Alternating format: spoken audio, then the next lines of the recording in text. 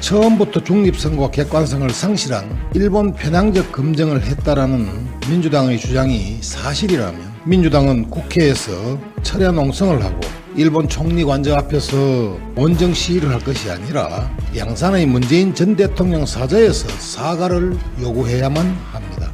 왜냐하면 문재인 정부가 IAEA 검증단에 처음부터 중립성과 객관성을 상실한 일본 편향적 국내 최고 원전 전문가를 파견했기 때문입니다.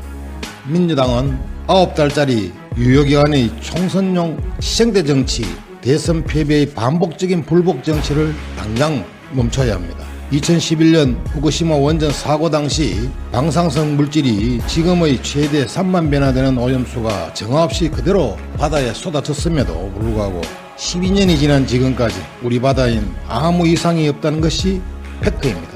민주당은 지금보다 합리적이었던 김대중 노무현의 민주당으로 회생하기를 바랍니다.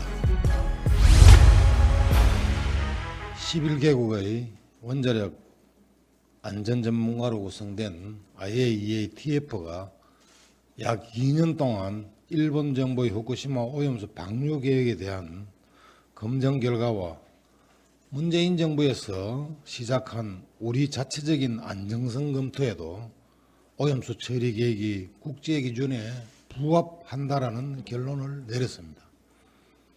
그럼에도 불구하고 민주당 등은 이러한 검증 결과를 믿지 못하겠다고 과격하게 대응하고 있습니다. 민주당의 문재인 정부는 국회에서뿐만이 아니라 세계를 돌아다니며 IAEA에 신뢰하며 공조를 강화하겠다고 천명했음에도 불구하고 민주당은 본인들 입맛에 맞지 않는 결론에 원색적인 비난에 여념이 없고 IAEA 그로시 사무총장과 면담에서는 처음부터 중립성과 객관성을 상실한 일본 편향적 검증을 했다라고 패매하며 본인의 얼굴에 침 뱉기에 전념하고 있습니다. 처음부터 중립성과 객관성을 상실한 일본 편향적 검증을 했다라는 민주당의 주장이 사실이라면 민주당은 국회에서 철야 농성을 하고 일본 총리 관저 앞에서 원정 시위를 할 것이 아니라 양산의 문재인 전 대통령 사저에서 사과를 요구해야만 합니다. 왜냐하면 문재인 정부가 IAEA 검증단에 처음부터 중립성과 객관성을 상실한 일본 편향적 국내 최고 원전 전문가를 파견했기 때문입니다. 민주당은 9달짜리 유효기간의 총선용 시정대 정치, 대선 패배의 반복적인 불복 정치를 당장 멈춰야 합니다.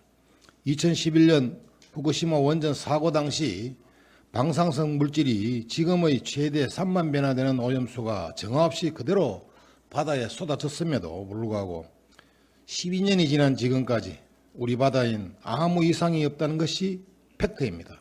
그리고 우리보다 먼저 오염수 영향을 받는 미국, 캐나다, 뉴질랜드, 호주 등도 IAEA 결과를 존중하고 있습니다. 민주당의 반이성적, 비과학적, 이중적 태도는 대한민국이 공신력 있는 국제기구를 불신하여 국제사회에서 고립을 자초할 가능성이 있습니다. 민주당은 지금보다 합리적이었던 김대중 노무현의 민주당으로 회생하기를 바랍니다.